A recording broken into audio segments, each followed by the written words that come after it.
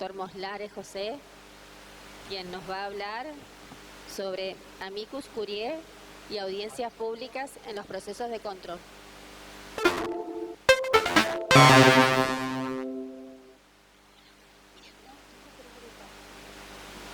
¿Tú tenés tu pendrive? ¿Tú tenés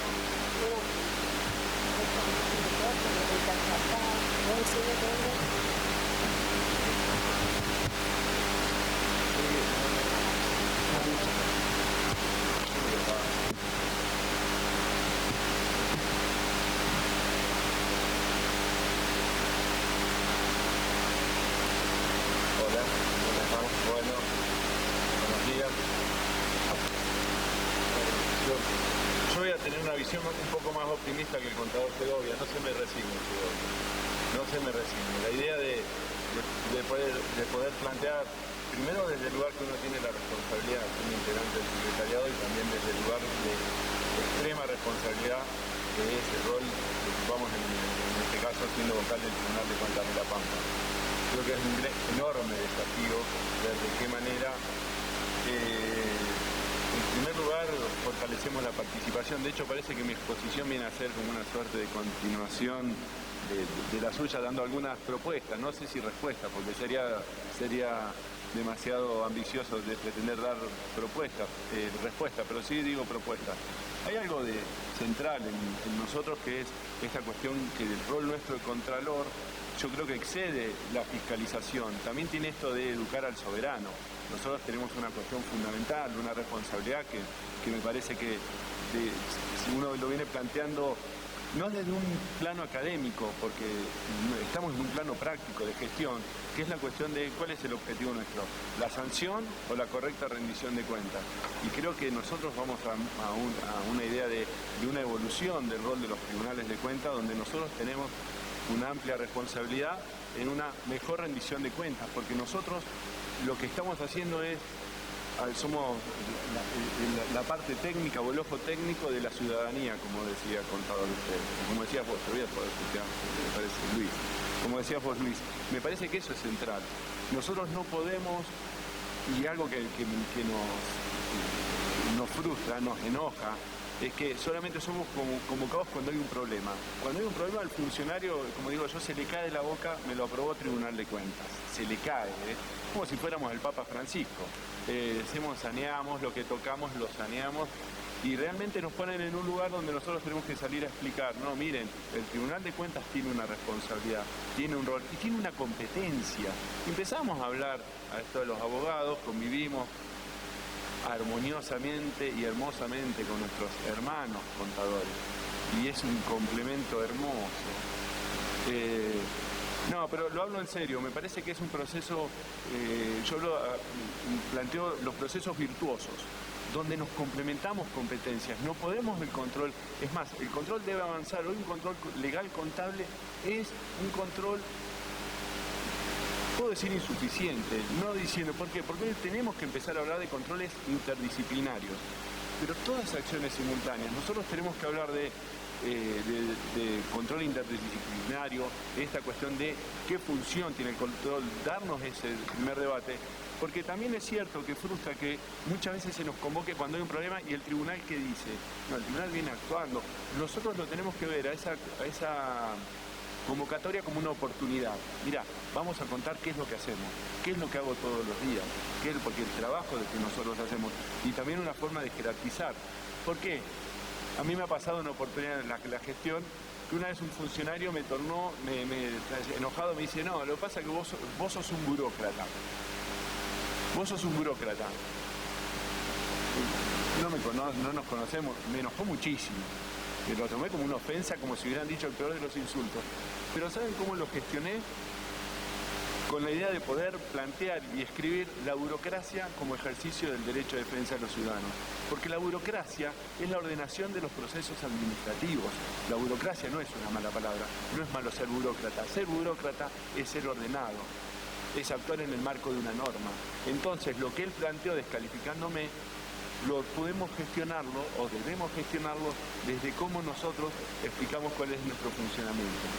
para que sigamos teniendo este lugar, también digo de jerarquía y prestigio, como me quejo, como me enojo con él, lo aprobó el tribunal también, es donde somos una especie de referencia en materia de control público. Por eso digo que estos espacios nosotros nos obliga a replantearnos, también a motivarnos. Nos motiva a decir de qué manera puedo seguir evolucionando, y nace esta idea, bueno, y empieza a enganchar con el tema de mi ponencia que hablaba del tema de gobernanza y control público. ¿Por qué? Porque nosotros tenemos que ver, lo que yo planteo es que vos en algún punto planteamos esta cuestión de gobierno abierto. ¿Cómo lo llevamos a la práctica? ¿Hay instituciones para poder hacerlo? ¿Hay figuras que permitan que lo podemos implementar efectivamente, más allá de la decisión política e institucional que adopte cada organismo? Y yo entiendo que sí. Lo que yo propongo, no innovo en nada, porque son figuras que se implementan, como amicus curiae, que son amigos del tribunal, que se implementan en el marco de la Corte, y audiencias públicas, que está dispuesta tanto por la Corte Suprema de Justicia de la Nación, como también por el Poder Ejecutivo Nacional. Yo entiendo que lo podemos hacer, y que no implica aún deslindar responsabilidades, sino todo lo contrario, jerarquiza nuestra función de control. Porque hay mucho miedo a la idea de participación, como si fuera una forma de, como el compañero o compañera que tenemos en la escuela que nos ponía la mano para que no miráramos lo que escribe, cuando en realidad nosotros lo que me parece que nuestro esfuerzo debe centrarse en transparentar. Gobierno abierto significa control abierto. Vamos a ver si estamos todos dispuestos a esto.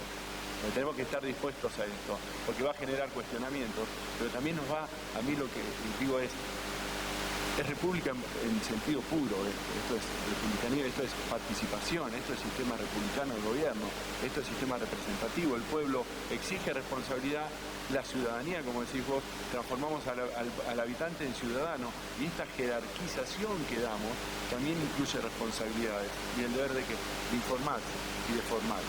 Nosotros no nos podemos correr. Es un gran desafío ver cómo podemos implementar. Yo digo, a veces empezamos a hablar como si fueran eslogans o modas, y no lo hago de modo despectivo. Cuando hablamos de gobernanza, y ver decir gobernanza en el sector público, bueno, ¿qué implica gobernanza? Gobernanza lo que implica es mayor participación de la sociedad. Ese es el sentido central de la idea de gobernanza. Entonces, si nosotros decimos mayor participación de la sociedad en la cosa pública, en la administración, nosotros como control no podemos estar afuera. Nosotros no podemos estar afuera. Gobernanza y control y administración, nosotros sabemos que van de la mano, pero nunca se nos menciona. Nunca se nos menciona, y cuando se nos menciona, se nos hace en un lugar, si se quiere, secundario, pero nosotros nos tenemos que sentir parte central de este proceso. Marcelo Genzel hablaba de gobernanza cuando publicó un artículo en el auditor.info y hablaba destacaba que en el ámbito del secretariado y del IETEI, uno de los temas de la convocatoria haya sido gobernanza, que lo destacaba, y él ahí señalaba esta idea de que la gobernanza en sí mismo, esta mayor participación de la sociedad, también implica un proceso de, dice, una apertura, un aprendizaje permanente. Y también es la idea de que nosotros nos vamos a nutrir en esta interrelación de actores claves como el sector privado y la sociedad civil, que son los destinatarios finales de las políticas públicas. O sea, nosotros decimos, nosotros tenemos relación con el gobierno en cuanto a los distintos poderes que forma el Estado. Nosotros controlamos al Estado, a veces parece que controlamos únicamente al Ejecutivo, controlamos al Estado, a los distintos poderes del Estado.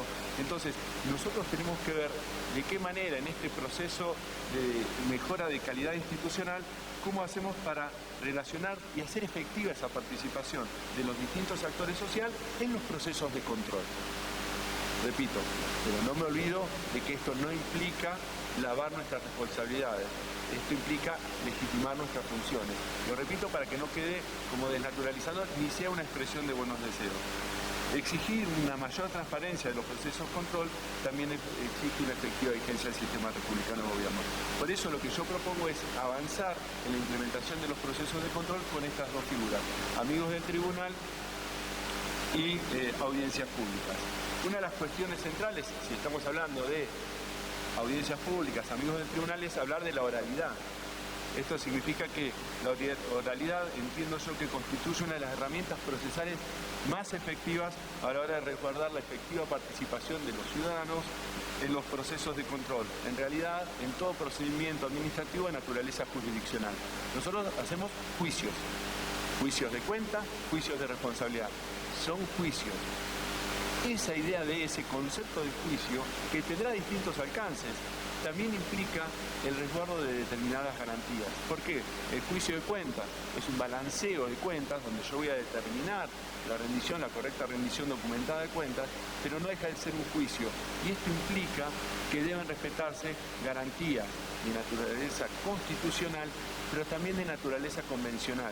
Empecemos a acostumbrarnos a esta idea de que los tribunales de cuentas también debemos tener el resguardo de garantías que están establecidas en los distintos instrumentos internacionales de derechos humanos. Esta constitucionalización del derecho civil que se habla en el ámbito legal, si en alguna cuestión no soy claro o por ahí surgen dudas, no tengo ningún problema que me interrumpan, va a ser más amena la participación. Entonces, fundamentalmente entendemos que en la oralidad nosotros vamos a hacer efectivas garantías como informalismo a favor del administrado, la garantía del debido proceso, la garantía de la verdad material objetiva, y que son características fundamentales para la validez constitucional de las funciones jurisdiccionales que tenemos los tribunales de cuentas. Porque dictamos sentencias, porque intervenimos en juicios, siempre en el ámbito de nuestra competencia.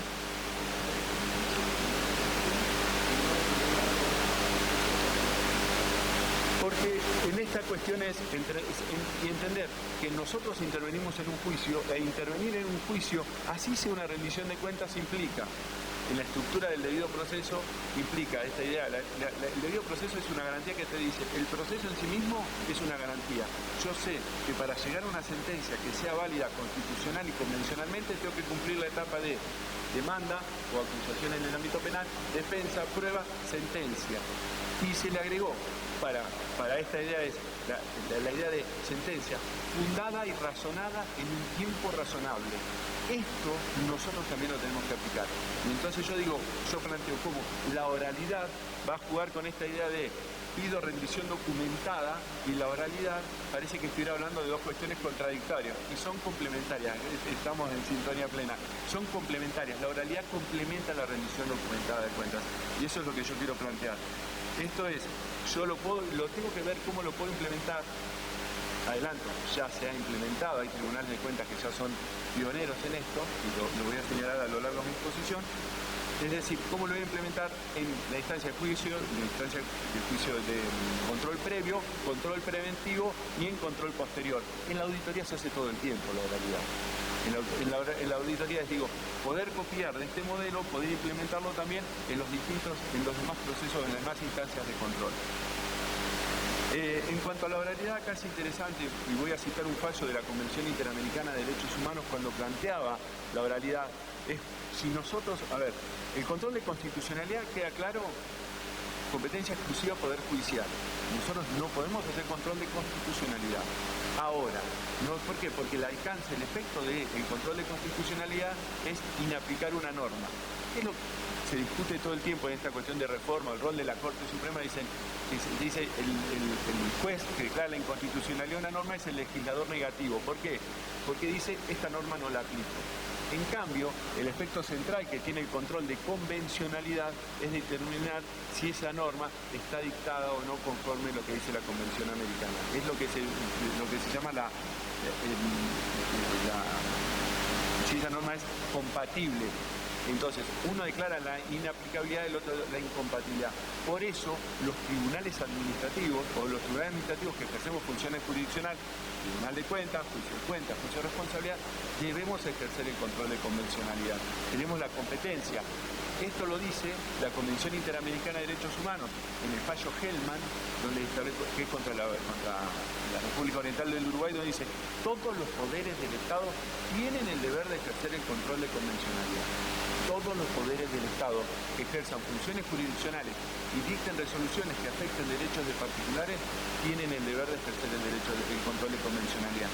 En cuanto a la oralidad, lo que dijo la Corte en el fallo Claudio Reyes contra República de Chile, me voy a permitir la lectura para no errarlo, y me parece que es valedero hacerlo. Dice que cuando la convención se refiere al derecho a toda persona a ser oída por un juez o tribunal competente, esa expresión se refiere a cualquier autoridad pública, sea administrativa, legislativa o judicial, que a través de sus resoluciones determine derechos y obligaciones. Entonces, todos debemos hacer efectiva lo que la Corte no dice de garantía del debido proceso, dice tutela judicial efectiva. Y en la tutela judicial efectiva está el derecho a ser oído, la oralidad con la que empecé a analizar. Ahora digo, ¿tenemos que dictar nuevas normas para que esto sea efectivo? En algún momento en nuestro país una de las cuestiones que quienes caracterizan o describen nuestro ordenamiento jurídico dice tenemos hiperinflación normativa. No le negamos a nadie una ley. Ven y con la ley no te negamos, te hacemos una ley. Entonces, esta tendencia que se ha revertido, por ejemplo, con el nuevo Código Civil y Comercial, que lo que establece es la idea de poder unir en un único cuerpo normativo todo lo referido a la normativa, tanto en materia civil como comercial, lo que se plantea acá, lo que yo planteo es, ya hay normas, no necesito dictar nuevas normas. Hay normas que a mí me habilitan. O tomarlo, la ley de ética pública ya habla, obviamente no se aplica, tienen que adherir las provincias, hay provincias como por ejemplo La Pampa que no está adherida, pero ya lo que plantea es la idea de poder involucrar a todos los funcionarios, tratar de mostrar la mayor transparencia en las decisiones adoptadas. Repito, la idea no simplemente es gobernanza, mayor participación de la sociedad, nosotros no mayor transparencia, no solamente en la decisión, sino en el proceso de la toma de decisiones. Y esto es algo que marca clarísimo la Convención de Naciones Unidas contra la Corrupción. En el artículo 10 señala clarísimo que es el deber de los Estados adoptar medidas que sean necesarias para aumentar la transparencia en la administración pública. Yo vinculo como inescindible, sin poder separar, administración pública y control público.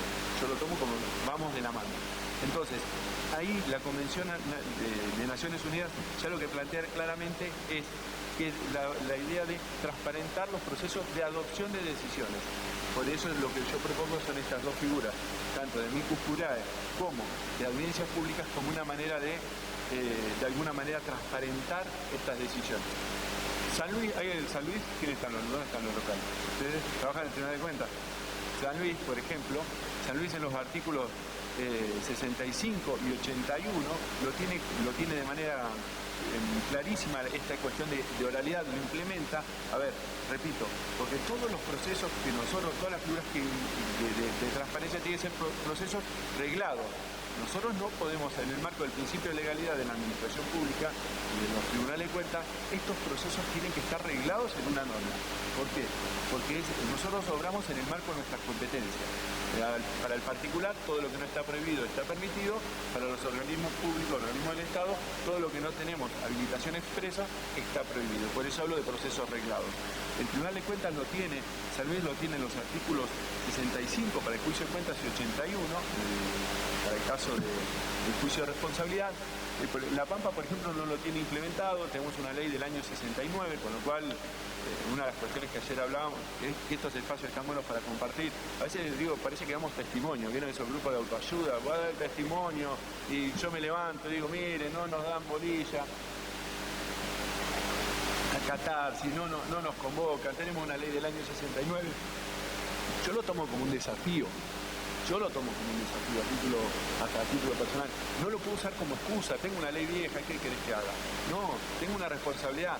Tengo la competencia en el margen, es decir, en la interpretación y en la facultad de reglamentar los procesos renditivos. Me dejás un campo que es, si yo fuera del otro lado, pero mirá que te habilité en no regularte, te estoy dando la posibilidad que vos con tu potestad reglamentaria le ejerzas de la manera que quieras. Hasta ahora no se nos ha planteado, y esto, ojalá que sigamos así, la inconstitucionalidad de nuestros procesos. Pero realmente lo que nosotros decimos es, esta cuestión de no tenernos en cuenta por parte del poder político, muchas veces hace que nosotros en nuestro ejercicio de nuestra función, y bueno, dictamos la normativa, dictamos resoluciones, reglamentamos procesos de control, fijamos, el traje nos lo hacemos nosotros, que nos quede lindo, que no me quede grande y que no me marque la panza. Entonces digo, esa es la cuestión.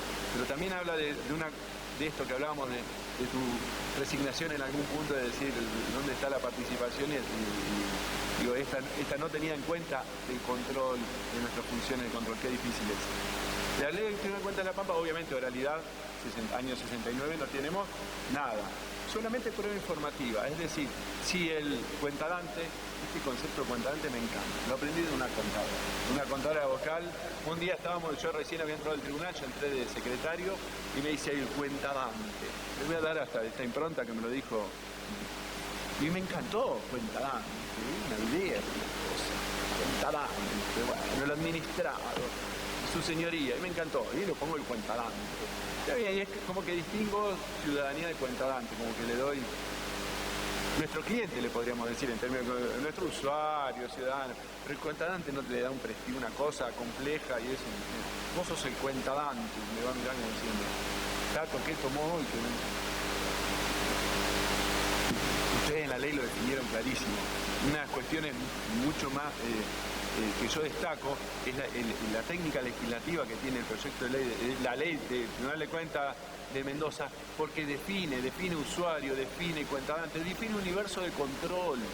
Es algo que nosotros tenemos que definir. Entonces, eso, el poder, quien debe legislar, sabe, piensa, nos está dando una herramienta, pero también me está dando un marco. Me dice, hasta acá vas a llegar.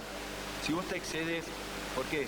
A mayor descripción. Una cuestión de técnica legislativa que yo lo destaco, porque incluso en la reglamentación, el Tribunal de Cuentas de Mendoza, en los artículos 48 y 49, todo esto que vengo hablando de oralidad, de defensa, de garantías constitucionales y convencionales, lo plantea claramente. Fíjense ustedes que los responsables, al momento de presentar un descargo, voy a leer textual el artículo 49, pueden solicitar audiencia para aportar aclaraciones respecto de los aspectos observados. Esto es garantía del debido proceso en su máxima expresión. Esto es lo que nosotros tenemos que andar. El usuario, el cuentadante, el responsable, no es el enemigo, es nosotros, no es contra quien, es quien se va a someter a un proceso en el que yo voy a tener un rol de control, pero que yo no puedo, en virtud del ejercicio de mis funciones, desconocer derechos fundamentales. Y el derecho a ser oído, aunque parezca algo nibio muchas veces, hasta que no vemos la realidad, este auditor que va a ir a Perú a decir, che, nevó o no nevó en la cordillera, yo también tengo que darle la posibilidad al cuentadante que viene a una rendición, muchas de las cuestiones que exceden lo estrictamente formal y documentado, que también lleven que nosotros, ¿cuál es el objetivo nuestro? ¿La rendición documentada o la correcta inversión de los fondos públicos? 5 minutos me falta el PowerPoint de 80, no lo puedo pasar al PowerPoint. Bueno. La idea de una cuestión de gobernanza, los principios que hacen la gobernanza, yo pensé que 20 minutos y media hora, no, con esto me voy a dar 10 minutos más, es un montón. Pero bueno, puede ser dispersión, pero me parece que era más interesante. Los principios, miren cómo lo caracterizó el Consejo de Derechos Humanos de la ONU a gobernanza. ¿Qué características centrales marcó? Transparencia, responsabilidad, rendición de cuentas, participación y capacidad de dar respuesta a las necesidades de la población. Entonces, nosotros acá tenemos dos figuras, y porque quiero hablar de amicus curiae. En latín me encantaba en la facultad aprendernos 3 frases en latín porque la tenemos que meter. ¿Abogados hay acá? No hay abogados. No, estoy en minoría. Claro, por eso me miran así como diciendo el loco, este se va. Bueno, tenemos una frase que era, siempre decíamos pacta sunt servanda. Y te preguntan, ¿qué vas a hacer? Vos sos politóloga, bueno, pacta, y decíamos 3 frases que sabemos. Amigos del tribunal es una figura que permite que el tribunal convoque a un experto en determinado tema que tenga un interés en el proceso para escucharlo. ¿Qué características tiene? Un tercero que tiene un fundado interés en el proceso, que tiene reconocidos antecedentes en materia que se lo convoca, que su aporte va a ser trascendente a la hora de la decisión que se va a tomar, que el tema que se está resolviendo tiene relevancia comunitaria, por eso hablamos de transparencia, no cualquier tema, le va a dar argumentos que va a colaborar ¿Para qué? Para una mejor calidad de la decisión y fundamentalmente facilita la participación de la ciudadanía y contribuye a la publicidad de las decisiones que se toman. Entonces, la idea es que el tribunal pueda hacer estas convocatorias, pero hay algo que es central, que quede reglado que la opinión del amicus curiae no es vinculante. No es vinculante, esto es central, no perdemos competencia, ganamos jerarquía. No diluimos nuestra responsabilidad, transparentamos la gestión. Las audiencias públicas, esta es una forma, la idea está implementada a nivel central, a nivel nacional. Hay un decreto que es el decreto 1172 del 2003 para el Poder Ejecutivo y hay una acordada, la acordada 30 del 2007 de la Corte, donde se reglamentó la figura de las audiencias públicas, que es otra manera, constituye otra manera de tomar efectiva la participación de la ciudadanía. La Corte, en la acordada, dispuso tres tipos de sentencias. Tres tipos de audiencias públicas: informativa, conciliatoria u ordenatoria. La que a mí me interesa, la que yo propongo para los tribunales de cuentas, son las audiencias públicas informativas. Es decir, de quienes están involucrados en el proceso de control, los usuarios, el cuentadante, el organismo, pueda de manera expresa, pública, exponer cuáles son los motivos por los cuales el trámite que el tribunal puede haber observado o el tribunal quiera escuchar son traídos a cabo. Cuando a mí se me ocurre la idea de escribir esta ponencia, fue porque se nos había presentado en el Tribunal de Cuentas, porque esto es en la práctica, una cuestión que debíamos resolver sobre la estructura de costos de transporte para personas con discapacidad. Cuando empezamos a ver la estructura de costos, cuando pedimos la estructura de costos, cómo está compuesto esto, a todos nos tiran siempre a los tribunales de cuentas, salud te tira,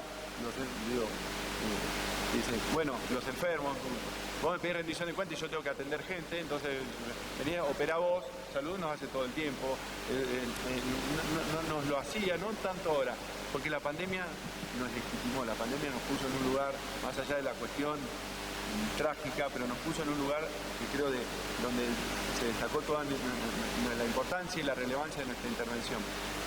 Y en este caso no, pero fíjate que vos vos me observás este trámite y vos estás dejando sin atención o sin transporte a chicos y a chicas discapacitados que no tienen forma de hacerlo, pero no por eso tenemos que pagar cualquier precio. Y entonces, cuando se estaba diciendo el Tribunal de Cuentas, no, gente, empieza el run, el tribunal, no van los chicos a la escuela porque el tribunal no quiere, porque el mensaje lineal y perverso es el tribunal no lo aprueba, en realidad no tiene en cuenta que el tribunal lo que está observando es una cuestión técnica, no una cuestión de gestión de oportunidad, mérito y conveniencia técnica, la estructura de costos. Y la audiencia pública hubiera sido una herramienta que hubiera sido interesante para transparentar a la población e informar a la opinión pública por qué el tribunal no lo está aprobando. Por eso yo hablo la responsabilidad del funcionario. El funcionario es decir, hacete cargo de esta estructura de costos. La gobernanza ¿qué implica? Una oportunidad. ¿Para qué? Para transparentar el ejercicio de nuestras funciones y una mayor legitimidad de las decisiones que nosotros adoptemos. Es una manera de tornar en efectiva la participación de la ciudadanía en la administración y también en el control. Por eso hoy hablaba de cómo vamos a definir el ejercicio de nuestras funciones de control. Si lo hacemos de espaldas a la ciudadanía, con criterios complejos, con criterios reservados, o si por el contrario habilitamos formas de participación en los temas que son traídos más relevantes, que impactan mayor en la comunidad, no solamente que se transparente la decisión, sino el proceso de toma de decisión, el proceso. Encima que yo soy ansioso, hablo apurado, pero ya, mirá. La idea es, por eso digo de esta idea de alguna forma de ver en la gobernanza una oportunidad para legitimar nuestra participación, nuestra intervención, también de que se conozca cuál es de alguna manera el rol que tenemos los organismos de control. Con esto cierro. Ayer Sergio Oste, el presidente del secretariado, cuando citaba a una canción de Ladia Blasquez que hablaba de honrar la vida, él dijo honrar el Estado. Yo le redoblo la apuesta y yo digo, honremos el control. Muchísimas gracias por escucharnos.